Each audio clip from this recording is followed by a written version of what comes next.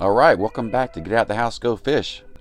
Today I'll be going out with another angler here in Jacksonville, Florida. He's a well-known sheepshead and flounder fisherman. His name is Para, and he's known as the Cambodian Angler on Instagram. Now let me give you a quick preview of his Instagram, but I'll include a link in the description below so you can follow him and see all the great catching he's doing here in Jacksonville, Florida. Now, as you can see, he's really good at what he does, and he's recently joined the Fish Bites Pro Staff team. So today, we're going out to do some sheepshead fishing. Now, I'm going to cover the bait, the gear, and some of the techniques that he uses to be successful at sheepshead fishing.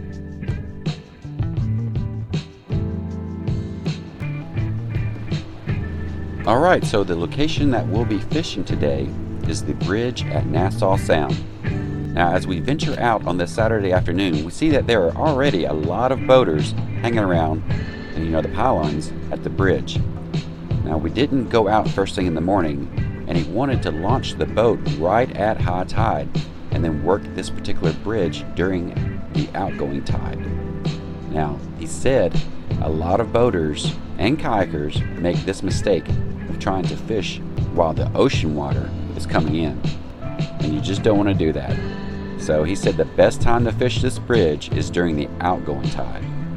And how does he pick the pylon, to fish, you might ask? Well, he likes to fish a pylon where the water depth is around 10 to 15 feet. Unfortunately, we can't get any fiddlers around, so we got to use the sand fleas. So today, we're going to be using sand fleas as bait. Recently, with this colder weather, it's been harder to get fiddler crabs from the bait stores. So if you ever run into this problem where you just can't find any, there are many alternatives to use when fishing for sheepshead. And that's sand fleas, what we're using today, fresh clams, fresh cracked mussels, oysters, live shrimp, not dead shrimp, mud crabs, spider crabs, snails, barnacles, cut blue crabs, or most people will call them crab knuckles, but anyway, there's lots of alternatives to use, and trust me, they eat all that stuff. Now let's talk about the tackle that we're going to be using today to catch these sheepshead. First, the jig. These are the ones that we're hitting now. Yeah, because I brought the one I have is this bright yellow. That's salt donkey. I try to stay natural. Catch bigger fish. Trust me. Or natural? Yeah, I mean, what you Okay. got? I mean, what's the bright color gonna do for you? It's not like we're flounder fishing. Right. The jig we're using today is the Salt Donkey half ounce in a natural color. So I didn't know this, but it's better to use a natural color with this jig when sheepshead fishing and save those bright colors for when you're going flounder fishing. As far as the rod, reel, and line go, he usually uses a medium heavy rod with a 3000 series reel, 20-pound braid, and a minimal of 25-pound fluorocarbon leader line. There we go. Jump right there in that corner. Sometimes it can be off the corner. Sometimes they're on the corner. Yeah, mostly it's not off at the corner.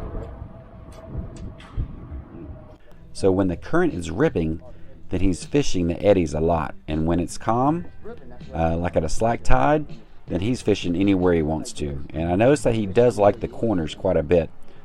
He drops down in those corners. He casts past the pylons a lot of times, and then he'll like let it sit out there, kind of in the main channel between the other pylons, and just and then he'll just like slowly bring it back in. Also, if he's right there, dropping between the pylons, he'll slowly drag it back and forth. And when he feels weight ever so slightly, pulls up and then sets that hook, and then man, it is fish on. So anyway, let's watch a few sheepshead being caught so you can watch and see how it's done. Just moving it around just a little bit.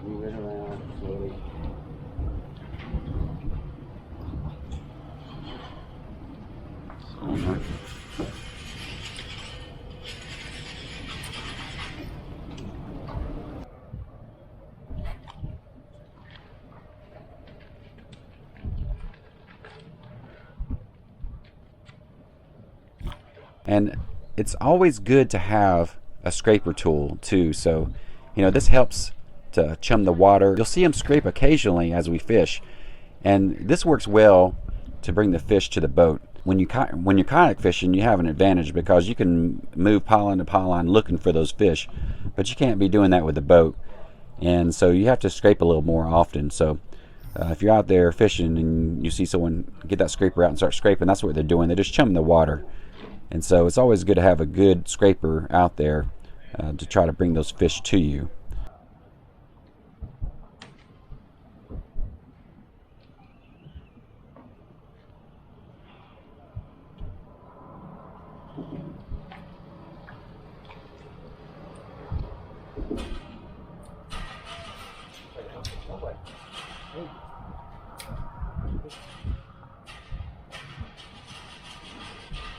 Like a day like this, you'll get bites too, but you're not gonna feel it. No. You're not gonna feel it. Because of the current. Because of the way the wind is blowing when we're fishing much. Yeah. Yeah, it's hard to feel them. So you just got to keep your finger on that line, right? Or what? You'll see what we do. Okay.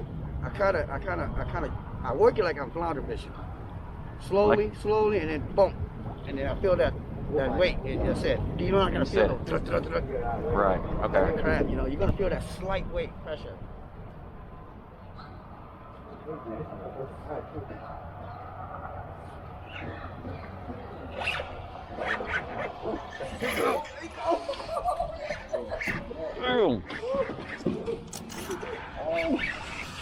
Oh, damn! Oh, he broke you.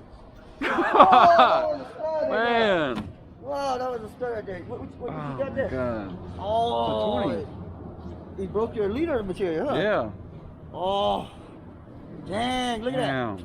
That's a big one. Oh, Yeah, that was a big one. Dang it. Woo! That's it right there. Right there. I thought. That's what you were looking for. All right. Oh man, that was. Somebody get that now. Yeah. All right.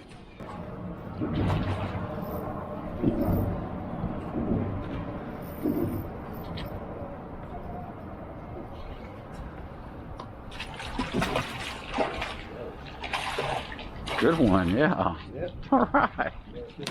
Nice. Yeah. Getting warmed up now, huh, sir? Heck yeah. Good. One for the grill. Nice. Yeah. Yeah. Down that. You got down that. That's weird out.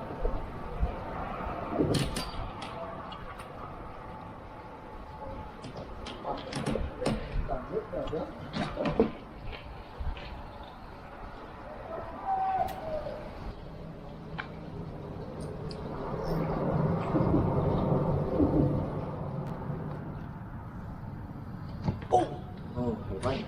Yeah.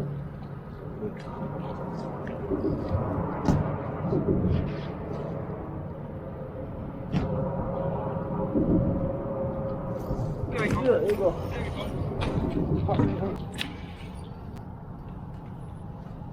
Oh. Good size. Yeah. Decent size. Nice. Side hook right there. Yeah, look at that hook there. Yep. It's all donkey jigs, baby. Yep.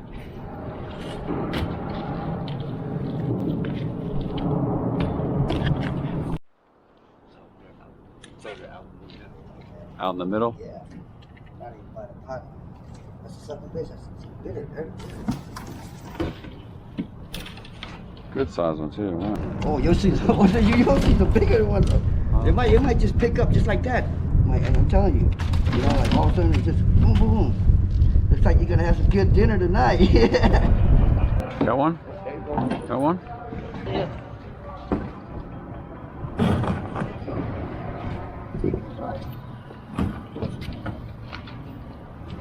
Yep, it's a good one. Oh, get it in there. All right.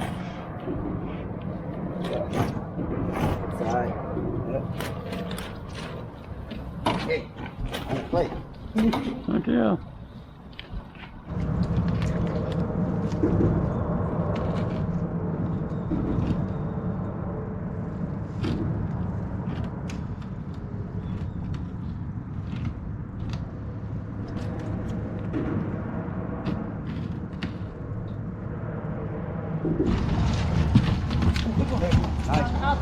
That's it, that's it. Woo, that's a donkey right there. That's a big one. Oh, man. Man, that's a big guy right there. That's awesome. That's it, look at that. Look at that. Yes, that's Yep. 22. Yeah, 22. That's it. I hope you learned something new, and if you're interested in the Salt Donkey jigs, you can go to their Facebook page, Salt Donkey Adventures, and check them out and see posts there too on how well people are doing with the jig. And I want to thank Para for letting me go out with him and Dan on the boat for the day. I mean, it was a slow day. A lot of people were not catching fish on this day, but the Cambodian angler still managed to bring those fish in the boat. And I'll also have a link to his Instagram channel, or his Instagram, in the link below. So be sure you give him a follow. And now, if you enjoyed the video, please leave a thumbs up. And if you haven't yet, subscribe to the channel. All right, y'all get out the house and go fish.